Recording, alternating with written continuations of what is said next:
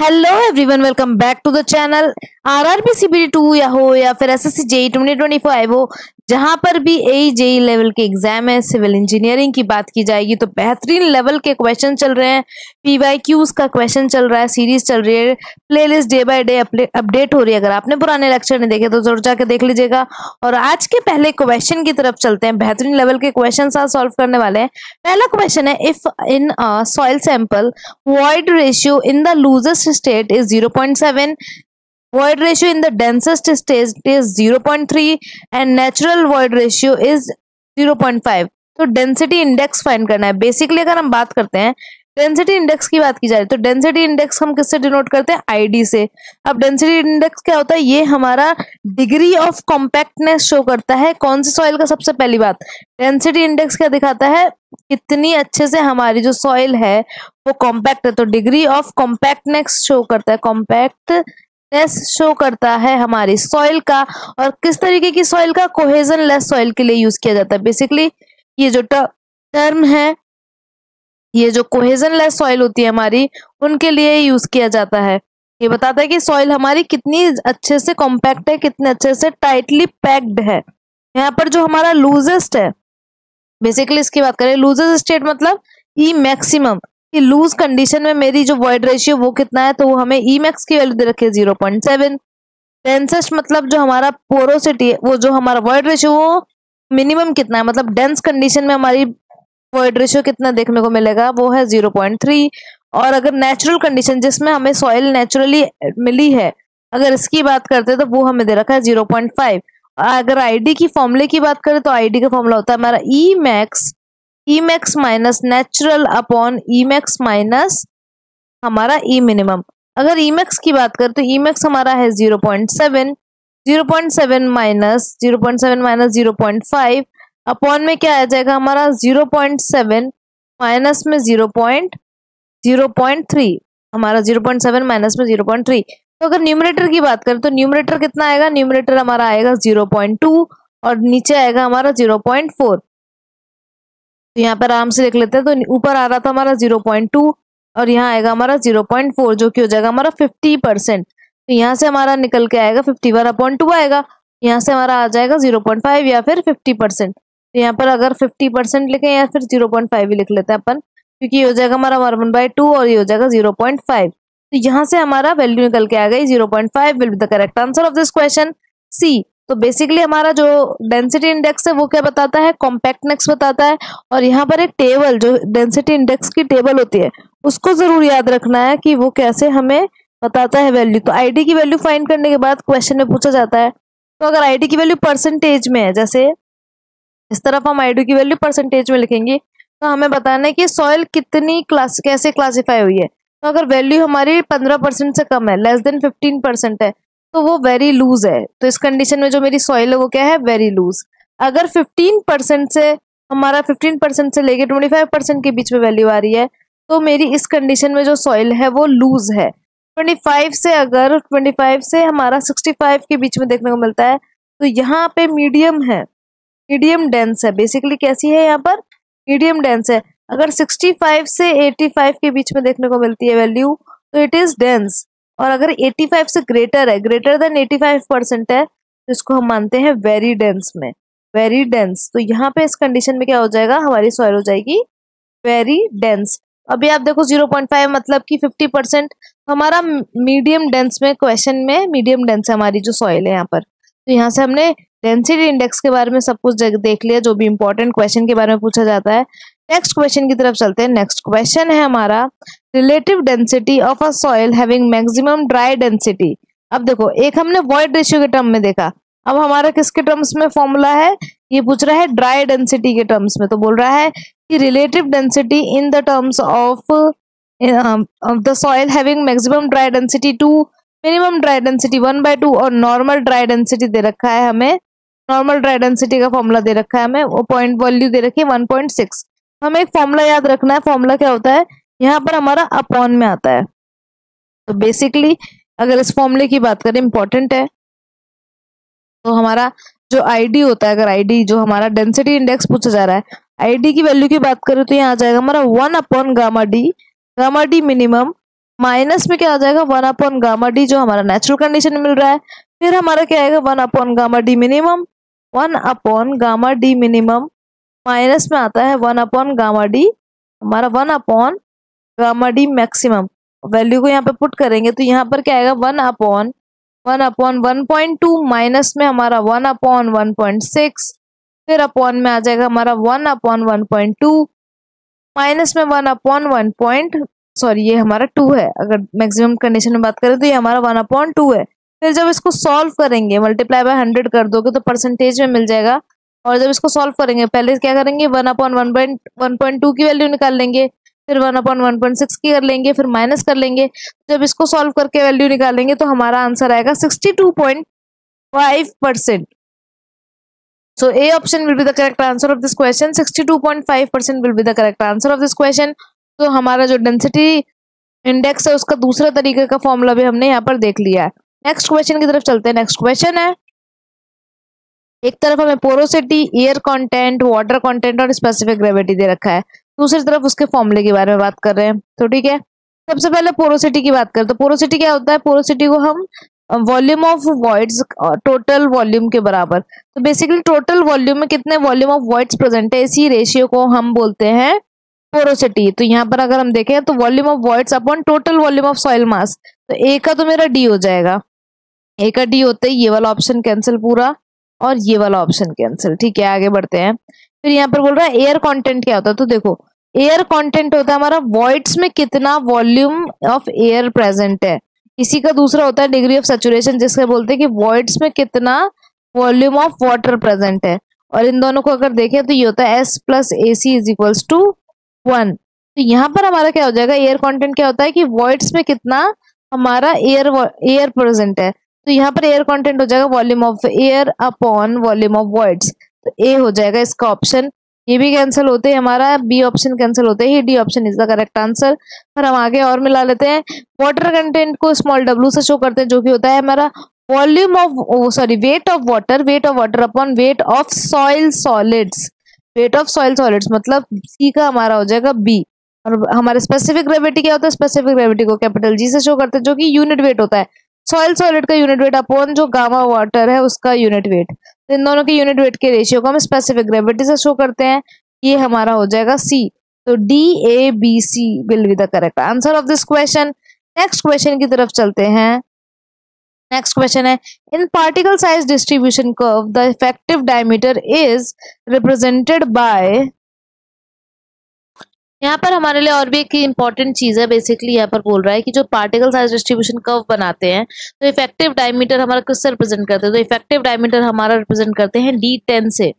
D10 basically ये term क्या show करता है, ये शो करता है कि जो इफेक्टिव साइज है हमारे सैंपल का वो 10%, जो हमारा जो इफेक्टिव साइज है सैंपल का और जो सैंपल का जो सेंट पार्टिकल्स हैं उसके 10% जो सैंपल में पार्टिकल है वो स्मॉलर है और 90% जो है उससे लार्जर है। D10 ये शो करता है। यहाँ पर इंपॉर्टेंट चीजें और भी दो फॉर्मूले बहुत इंपॉर्टेंट है, एक होता है कोफिशिएंट ऑफ यूनिफॉर्मिटी जिसको CU से डिनोट करते हैं और वो होता है हमारा D60 अपॉन D10, वो होता है हमारा D60 अपॉन D10। और एक फॉर्मूला होता है हमारा CC से जिसको हम कोफिशिएंट ऑफ कर्वेचर बोलते हैं जो कि होता है हमारा D30 का स्क्वायर अपॉन में D60 मल्टीप्लाई बाय D10। ये इंपॉर्टेंट फॉर्मुलेज हैं।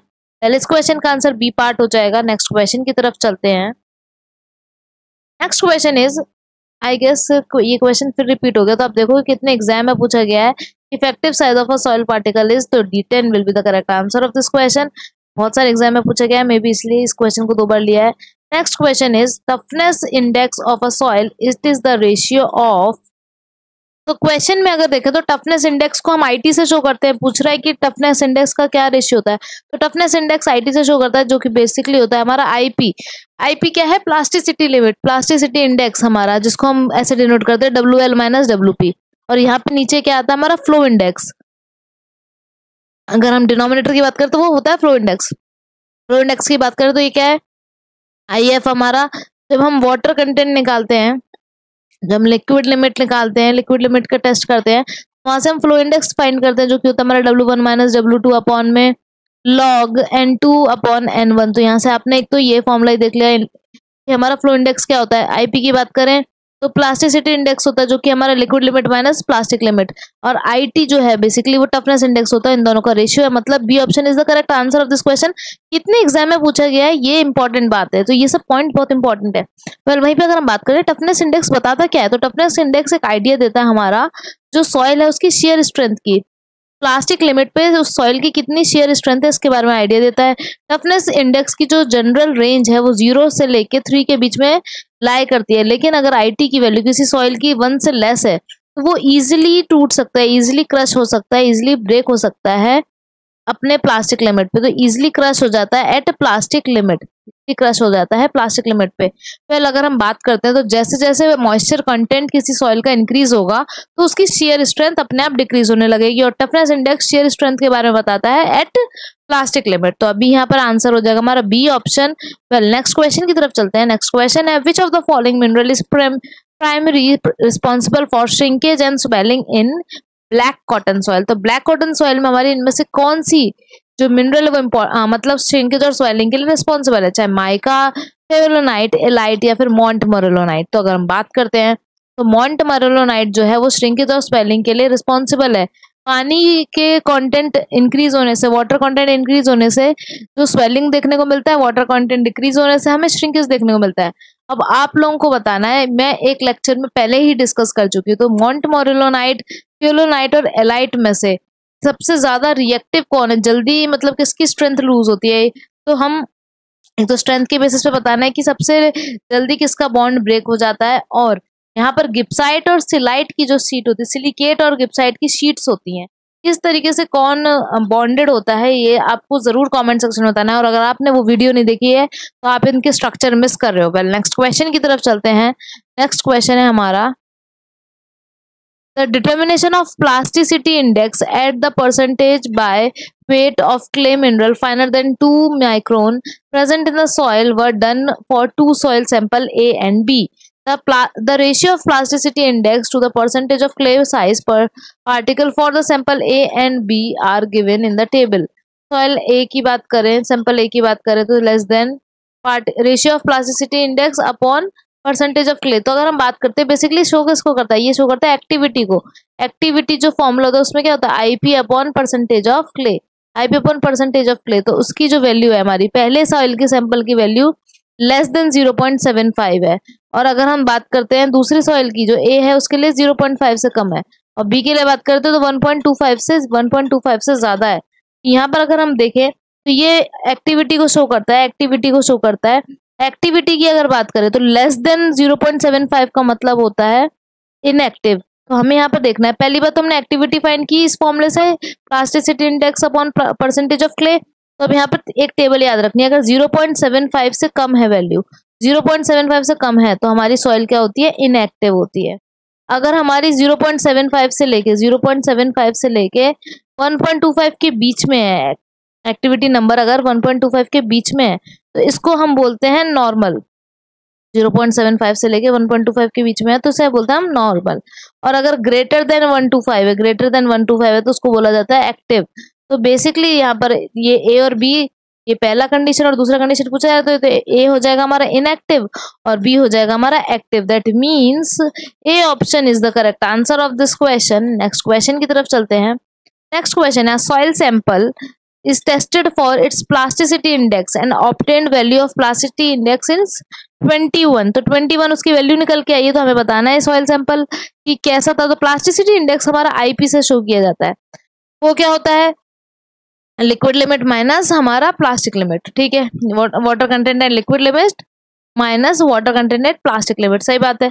अब यहाँ से आपने ये फाइंड कर लिया तो जो भी वैल्यू निकल के आएगी उसके लिए आपको ये टेबल पता होना चाहिए। अगर IP की वैल्यू 0 आई है तो हम उसे मानते हैं नॉन प्लास्टिक, अगर 0 आई है तो हम उसे मानते हैं नॉन प्लास्टिक, अगर लेस देन 7 आई है तो हम मानते हैं उसे लो प्लास्टिक, अगर लेस देन 7 है तो उसको माना जाता है low plastic. And if it is between 7 to 17, अगर 7 से लेकर 17 के बीच में है तो उसको माना जाता है मीडियम प्लास्टिक। और अगर ग्रेटर देन 17 है, ग्रेटर देन 17 है तो हम उसको मानते हैं हाई प्लास्टिक। तो यहाँ पर अभी 17 से बड़ी है क्योंकि प्लास्टिसिटी इंडेक्स गिवन वैल्यू हमारी 21 आ रही है, that means highly plastic is the correct answer of this question. अगर 7 से 17 के बीच में है तो वो मीडियम प्लास्टिक, 17 से ग्रेटर है तो हमारे लिए क्या हो जाएगा, हाई प्लास्टिक। और 21 दे रखा है मतलब 17 से greater, so highly plastic will be the correct answer of this question. Next question is a soil sample has liquid limit of 45%, plastic limit of 25%, shrinkage limit of 15% and the natural water content of 30%। Consistency index find करना है, तो यहाँ पे formula याद होना चाहिए। एक होता है हमारा कंसिस्टेंसी इंडेक्स जिसको हम आईसी से शो करते हैं। आईसी की अगर बात करें तो ये होता है हमारा liquid limit minus natural water content upon में क्या होता है, liquid limit minus plastic water limit, plastic limit. तो हमें इसमें देखो लिक्विड लिमिट हमें 45 दे रखा है, नेचुरल वाटर कंटेंट हमें दे रखा है 30, फिर अपॉन में अगर देखें तो लिक्विड लिमिट 45 दे रखा है और ये दे रखा है 25, माइनस करेंगे तो यहाँ तो हमारा आ जाएगा 15 और यहाँ आ जाएगा 20, दैट मीन्स 3/4 और ये क्या हो जाएगा मेरा 75%। वहीं पे ये हमारा तो क्या हो गया, कंसिस्टेंसी इंडेक्स है। एक और होता है हमारा, वो होता है लिक्विडिटी इंडेक्स, IL से डिनोट करते हैं लिक्विडिटी इंडेक्स, उसका फॉर्मूला भी याद रखना चाहिए। वो होता है हमारा WN माइनस WP अपॉन में क्या हो जाएगा WL माइनस WP। और एक और रिलेशन याद रखना है कि जो हमारा कंसिस्टेंसी इंडेक्स है और जो हमारा लिक्विडिटी इंडेक्स है वो इनका सम हमेशा 1 के इक्वल आता है। यहाँ पर अभी हमारे इस क्वेश्चन का आंसर हो जाएगा 75%।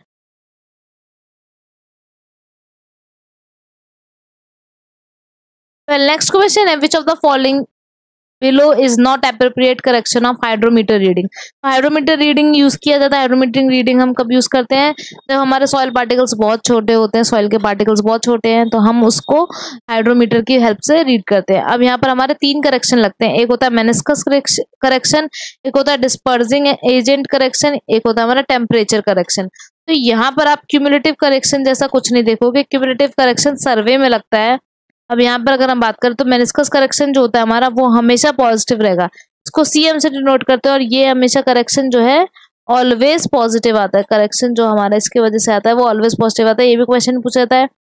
टेम्परेचर करेक्शन की बात करें तो इसको CT से शो करते हैं, CT से शो करते हैं और ये कैसा भी हो सकता है, बोथ, ये हमारा कैसा भी हो सकता है, बोथ पॉजिटिव एंड नेगेटिव, ये पॉजिटिव भी हो सकता है और नेगेटिव भी हो सकता है। और जो हमारा डिस्पर्सिंग एजेंट करेक्शन है इसको CT से डिनोट करते हैं और ये हमेशा नेगेटिव होता है, always negative.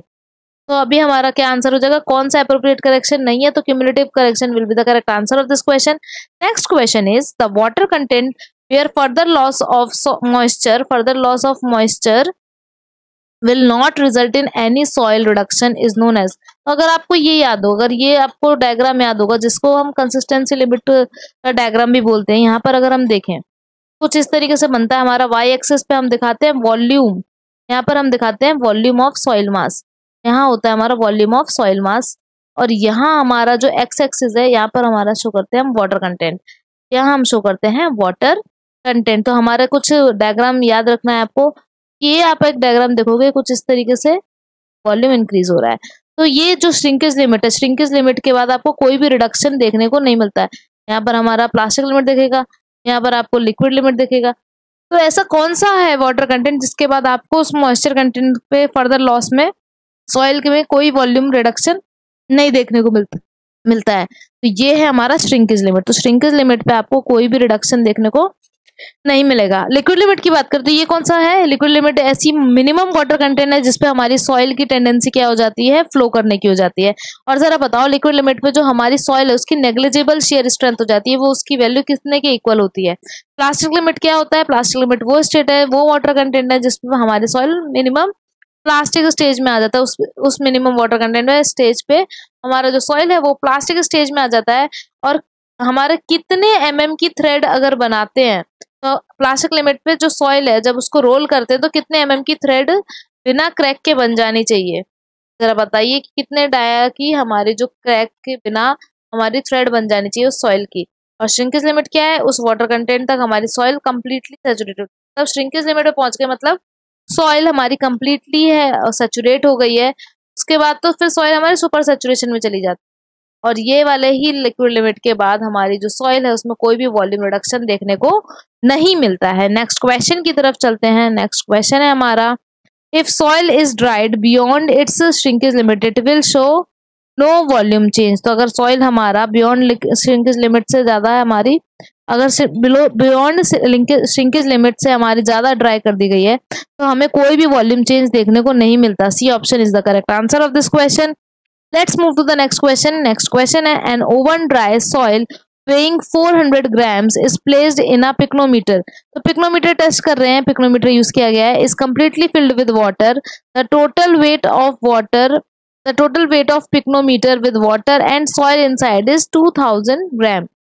the picnometer filled with water alone weight is 1800 gram। Specific gravity का फॉर्मूला बताना है। तो अगर आप स्पेसिफिक ग्रेविटी का फॉर्मूला बता दें तो बहुत ही मजा आ जाएगा। तो स्पेसिफिक ग्रेविटी का फॉर्मूला जो होता है वो होता है W1 या फिर मास 1 W1 माइनस W2 अपॉन में W1 माइनस W2 ब्रैकेट में हमारा आ जाएगा प्लस फिर W3 माइनस W4।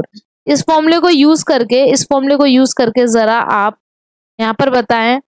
और इसको इस तरीके से भी दिखाया जाता है कि जो हमारा मास है वो हमारा अगर ड्राई है अपॉन ड्राई मास प्लस में हमारा क्या आ जाएगा, सॉरी माइनस में आता है हमारा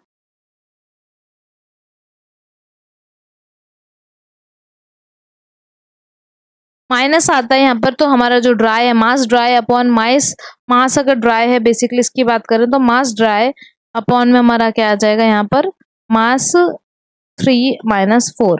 ये इस तरीके का फॉर्मूला आप लगाओगे बेसिकली। अगर आप देखो तो यहाँ पर जो है माइनस का साइन आएगा, यहाँ पे मैंने प्लस कर दिया, कंफ्यूजन हो गया, यहाँ पर भी माइनस का साइन आएगा। तो कोई भी फॉर्मूला लगा के आपको जरा आंसर बताना है, क्या आंसर आएगा क्वेश्चन का आंसर कमेंट सेक्शन में जरूर बताइएगा।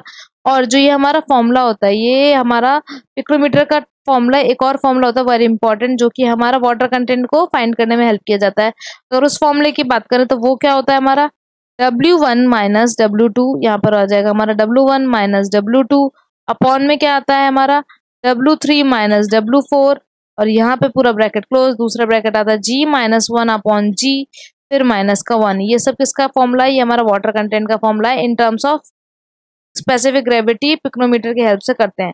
अगर W1 की बात करते हैं तो W1 क्या है, वेट ऑफ या फिर mass of empty volume of pycnometer. ये एम्प्टी जो होता है हमारा पिक्नोमीटर उसका वेट या मास की बात की जाती है। तो एम्प्टी पिक्नोमीटर की बात की जाएगी तब तो W2 क्या हो जाता है, जो हमारा एम्प्टी पिक्नोमीटर है उसमें सॉइल भी हमारी जो मॉइस्ट करके जो सॉइल है और उसमें जो मॉइस्ट सॉइल सैंपल है उसका भी।